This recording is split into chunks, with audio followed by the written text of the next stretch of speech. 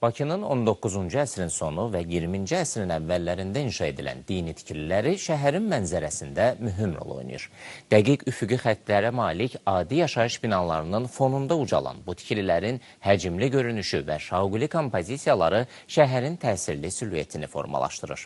Bakının dini memarlıq nümunələrindən hesab olunan İmam Hüseyn, başqa adı ilə Aşımov məscidi şəhərsalma memarlığının möhtəşəm bir nümunəsidir.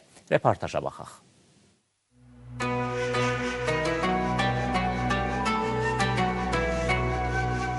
19-cu əsrin sonlarında neft gəlirlərinin yaratdığı maliyyə imkanları sayəsində Bakı Avropanın yenilikçi memarlıq cərəyanlarının mərkəzinə çevrilmişdi.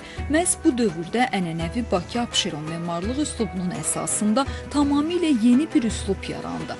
Xüsusilə ənənəvi məscid memarlığında özünü göstərən gotika təsiri şərq və qərb üslublarının qüsursuz vəhdətini simvolizə edirdi.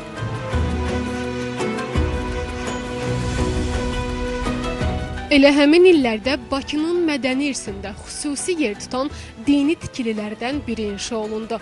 Şəhərin qədim küçələrində daş hasarlar arasından ucalan İmam Hüseyn, xalq dilində Haşimov məscidi, sivri tağlar, məmlük günbəzi və incə sütunlar. Bütün bunlar şərq ənənələri ilə dövrün şəhərsalma üslubunu birləşdirdi.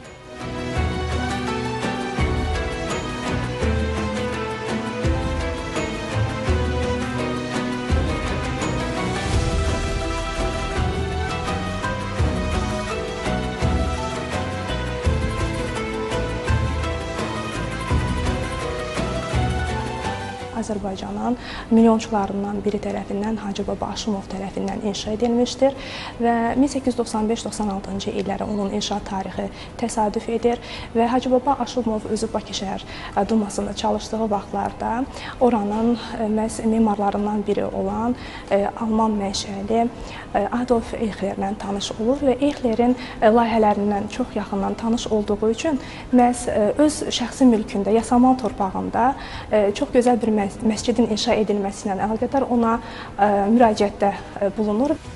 İmam Hüseyn məscidi şəhərsalma memarlığının möhtəşəm nümunələrindən biridir. Memar Adolf Eichler Kordova məscidinin memarlıq üsul və motivlərini bu dini abidədə tətbiq edib. Əndəlüs memarlığının sütunları, tamamlayıcı elementləri və digər özünə məxsus detalları məscidin layihələndirilməsində memar üçün əsas ilham mənbəyi olub. Məscidin memarlığında klassik İslam dini memarlığı ilə 19-cu əsr Bakı daş memarlığının xüsusiyyətləri vəhdət təşkil edir. Tikili ətraf yaşayış strukturu ilə ahəngdar əlaqə yaradır və yerləşdiyi ərazinin tarixi memarlıq simasını formalaşmasında mühüm rol oynayır. Onun hündürlüyü və həcm göstəriciləri ətraf tikililər üzərində dominantlıq yaratmır, əksinə tarixi şəhər toxunmasına uyğun miqyas nümayiş etdirir.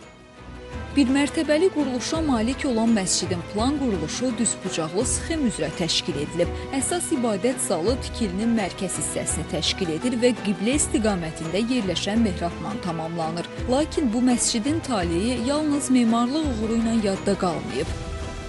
Azərbaycanda 1920-ci illərdə Sovet hakimiyyəti qurulanda çox təəssüf ki, bu məscidin inşası, yəni bu məscidin fəaliyyətinə qadağa qoyulmuşdu. Və bundan sonra bu məscid artıq 20-ci illərdə ambar kimi, daha sonrasında stolüstü lampaların inşa edilməsi ilə əlaqədar və Gipro-Teatr Layihə İnstitutunun Bakı filialı kimi fəaliyyət göstərmişdir. Beləliklə illər ötür, Sovet dövrü tarixin tozlu səhifələrinə qarışır. İmam Hüseyn məscidi isə Tövbə Cəmiyyətinin təşəbbüsü ilə yenidən ibadətə açılır.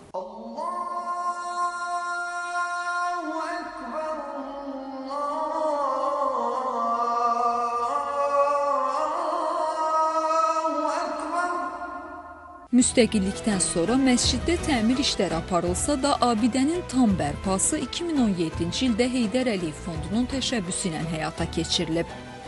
bərpa işləri zamanı tarixi memarlıq elementlərinin maksimum dərəcədə saxlanılması prinsipi əsas götürülmüşdür. Müdaxilələr zamanı daş fasad elementləri konservasiya edilmiş, zədələnmiş hissələr analoji materiallarla bərpa olunmuş, sonra da əlavə edilmiş memarlıq baxımından uyğunsuz elementlər aradan qaldırılmış, mühəndis kommunikasiya sistemləri yenilənmiş, tarixi həcm məkan kompozisiyası dəyişdirilməmişdir.